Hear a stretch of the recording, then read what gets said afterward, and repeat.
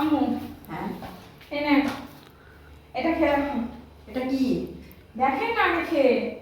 ও, এটা তো চিড়ের পোয়াও। আপনি তো প্রত্যেক দিনই নতুন নতুন কিছু বানান, আজকে আমার মনে হলো আমি একটা নতুন কিছু বানাই, তাই বানালাম। কেমন হয়েছে? খুব সুন্দর হয়েছে, খেতে খুব সুন্দর লাগছে। কিভাবে বানালে?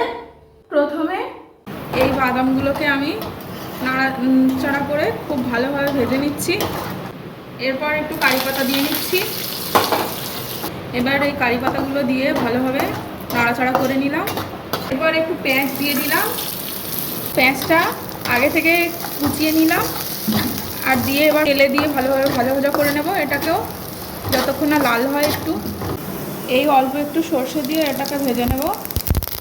এই পেঁয়াজ, বাদাম, কারি পাতা, সর্ষে একটু ভাজা ভাজা হয়ে গেছে। দেখুন পেঁয়াজগুলো একটু লাল লাল হয়ে গেছে। এবারে একটু টমেটো দিয়ে নেব। এবারে একটু লবণ দিয়ে নিলাম যাতে টমেটোটা তাড়াতাড়ি সিদ্ধ হয়ে যায় আর ভাজা ভাজা হয়ে যায়। পরিমাণ মতো একটু লঙ্কা দিয়ে নিলাম। এরপরে একটু পরিমাণ মতো হলুদ দিয়ে নিলাম, দিয়ে নাড়াচাড়া করে নেব।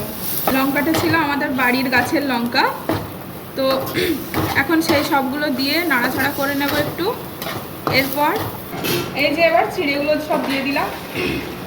আগে থেকে আমি চিড়েগুলো ভিজিয়ে জলটা ঝরিয়ে নিয়ে রেখেছিলাম, দিয়ে দিলাম। এটাকে নিয়ে ভালোভাবে আবার নাড়াচাড়া করে নিতে হবে। এবার ভালোভাবে মিশিয়ে নিতে হবে এটাকে। পরিমাণ মতো একটু চিনি দিয়ে দেবেন। যে যেমন পরিমাণে মিষ্টি খেতে পছন্দ করেন তেমনভাবেই চিনিটা দিয়ে নেবেন। চিনিটা দিয়ে নেওয়ার পর সবগুলো ভালোভাবে মিশিয়ে নেব নাড়াচাড়া করে। ঘি দিয়ে নেব নামিয়ে নেওয়ার আগে, দিয়ে ভালোভাবে নাড়াচাড়া করে নেব। এই ঘিয়ের ফ্লেভারটা যাতে আসে, আর যেটা খুবই সুস্বাদু হবে আর ভালোও লাগবে খেতে। দেখুন আমাদের চিড়ের পোহাটা বানানো হয়ে গেছে।